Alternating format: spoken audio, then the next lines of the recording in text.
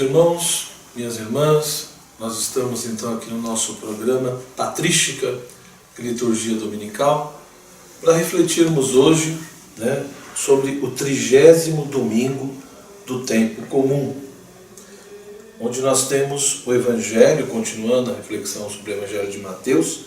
Esse domingo nós teremos na liturgia o Evangelho de Mateus, capítulo 22, versículo de 34 a 40, onde diz o seguinte: Os fariseus, ouvindo que ele fechara a boca dos saduceus, reuniram-se em grupo, e um deles, a fim de pô-lo à prova, perguntou-lhe: Mestre, qual é o maior mandamento da lei? Ele respondeu: Amarás ao Senhor teu Deus de todo o teu coração, de toda a tua alma e de todo o teu espírito. Esse é o maior e o primeiro mandamento. O segundo é semelhante a esse: Amarás o teu próximo como a ti mesmo. Desses dois mandamentos depende toda a lei e os profetas. Ora, na tradição da Igreja, no século VI, nós tivemos um grande padre da Igreja que foi São Gregório Magno, que foi Papa, e é considerado doutor da Igreja. E uma das obras de Gregório Magno foi os seus tratados morais sobre o livro de Jó. Nesses tratados morais sobre o livro de Jó, tem um trecho muito interessante, onde Gregório Magno faz justamente uma reflexão sobre esse texto que mostra a importância do amor a Deus e do amor ao próximo na vida do cristão. Então o texto diz: A lei de Deus, da qual se fala neste lugar, deve entender-se que é a caridade, pela qual podemos sempre ler em nosso interior quais são os preceitos de vida que temos de praticar. A respeito dessa lei, diz aquele que é a própria verdade: Este é o meu mandamento, que vos ameis uns aos outros. A respeito dela, diz São Paulo: Amar é cumprir toda a lei. E também: Ajudai-vos uns aos outros a carregar os vossos fardos, e deste modo cumprireis a lei de Cristo. O que melhor define a lei de Cristo é a caridade. E esta caridade a praticamos de verdade quando toleramos por amor as cargas dos irmãos. Porém, esta lei abrange muitos aspectos, porque a caridade zelosa e solícita inclui os atos de todas as virtudes. O que começa somente por 2 preceitos se estende a inumeráveis facetas.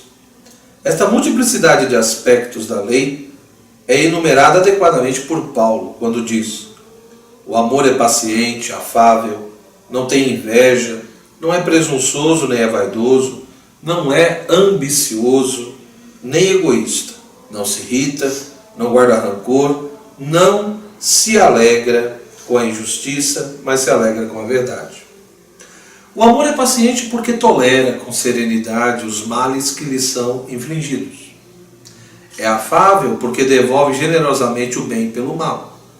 Não tem inveja porque, ao não desejar nada deste mundo, ignora o que é a inveja pelos êxitos terrenos.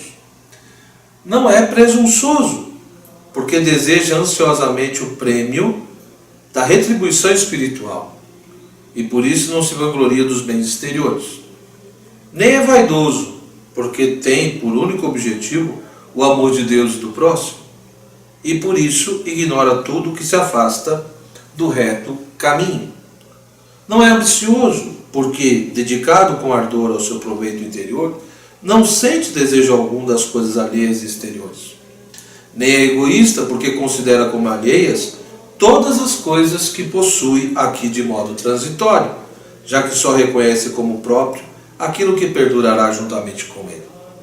Não se irrita, porque, ainda que sofra injúrias, não se deixa levar por desejos de vingança, pois espera um prêmio muito superior aos seus sofrimentos. Não guarda rancor, porque sua mente persevera no amor da pureza, arrancando pela raiz todo tipo de ódio. Sua alma está livre de toda maquinação doentia. Não se alegra com a injustiça, porque desejoso unicamente de amor para com todos, não se alegra nem da ruína dos seus próprios adversários. Alegra-se com a verdade, porque amando aos outros como a si mesmo, ao observar nos outros a retidão, alegra-se como se fosse do seu próprio progresso. Vemos, portanto, como esta lei de Deus abrange muitos aspectos. Então veja que esse texto de Gregório Magno nos lembra coisas fundamentais da nossa vida cristã. Esse texto de Mateus 22, de 34 a 40, onde Jesus, de fato, é questionado, né, sobre qual é o maior mandamento da lei, e ele diz: amarás ao Senhor teu Deus de todo o coração, e depois amarás o teu próximo como a ti mesmo, dizendo que desses dois mandamentos depende toda a lei dos profetas. Gregório Magno nos lembra, em primeiro lugar, este ponto, né, que a lei de Deus deve ser lembrada, deve ser entendida justamente como a caridade. A caridade é o grande ponto da lei de Deus. E aí ele lembra a figura do próprio Jesus e também do apóstolo Paulo, onde tanto Cristo quanto Paulo chama a atenção para essa centralidade da caridade, do amor, né, como eixo, como ponto central da lei divina. Ou seja, o fato de amarmos uns aos outros e o fato de realmente ajudarmos uns aos outros carregando o fardo, né? Tanto que Gregório Magno diz que a melhor maneira de definir a lei de Cristo é a caridade. E a caridade entendida como essa prática, né? Essa capacidade efetiva de tolerar por amor as cargas dos irmãos. Nós sabemos que muitas vezes no dia a dia o convívio numa comunidade com os irmãos é um dos maiores desafios. O suportar, o tolerar a limitação do outro, o defeito do outro, a dificuldade do outro, a fase em que ele se encontra na sua vida espiritual, na sua busca de Deus.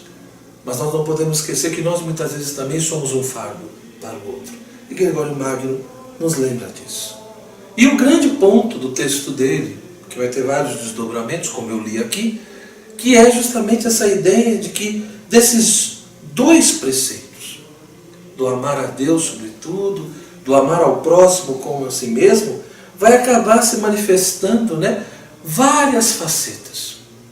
Uma multiplicidade de aspectos acaba brotando de tudo isso, né? Porque, como ele diz aqui, esta lei abrange muitos aspectos, porque a caridade zelosa e solícita inclui os atos de todas as outras virtudes.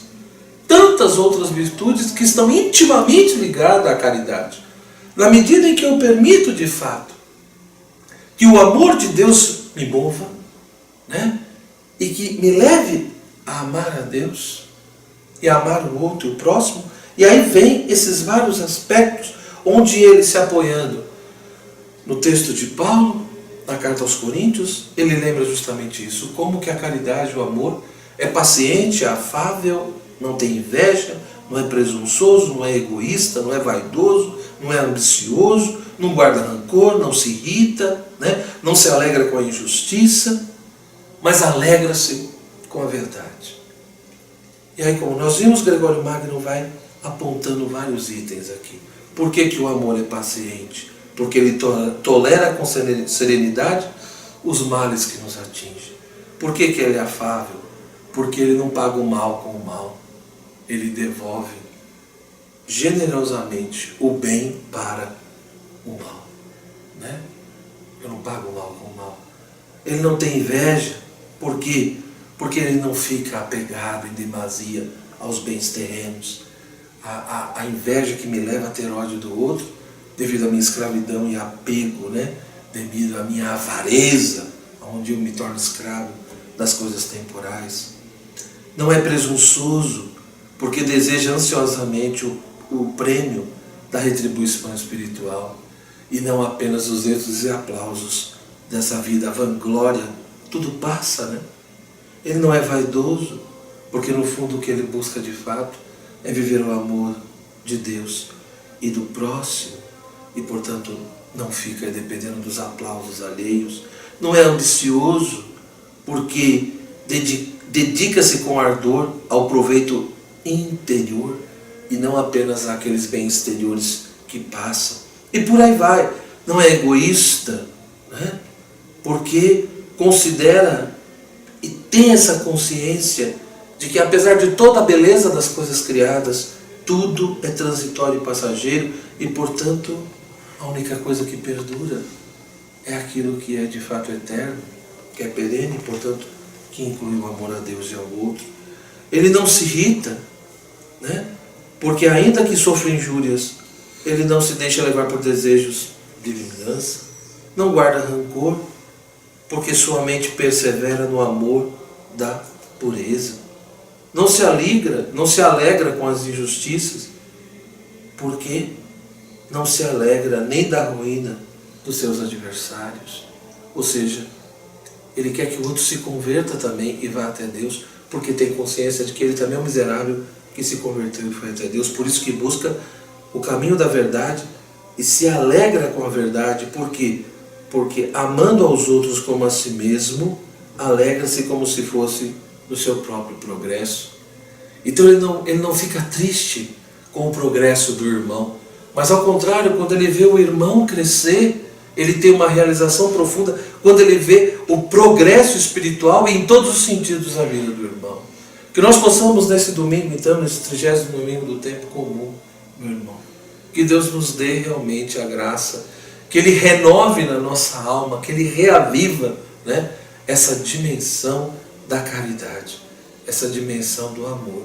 Não apenas de um amor afetivo, mas principalmente de um amor efetivo. Que nós possamos realmente nos permitir ser inundados pelo amor de Deus e se permitir ser conduzido por esse amor e ter uma vida com atitudes muito concretas de amor para com Deus e para com o nosso próximo. Que Deus te abençoe e que nós possamos realmente ter essa consciência, né, que como cristãos, como discípulos de Jesus, onde a maior prova do amor do Pai foi o Cristo crucificado, que deu a sua vida por amor a nós e pela nossa salvação. Se nós realmente somos discípulos de Jesus, que nós possamos, pela graça de Deus, viver essa dimensão cada vez mais intensa na nossa vida, né? Na dimensão da caridade, de uma vida doada como Jesus teve, e como Gregório Magno nos lembra, né? Que o grande exemplo disso é quando nós conseguimos tolerar, por amor, as cargas dos irmãos. Que Deus te abençoe e fique em paz.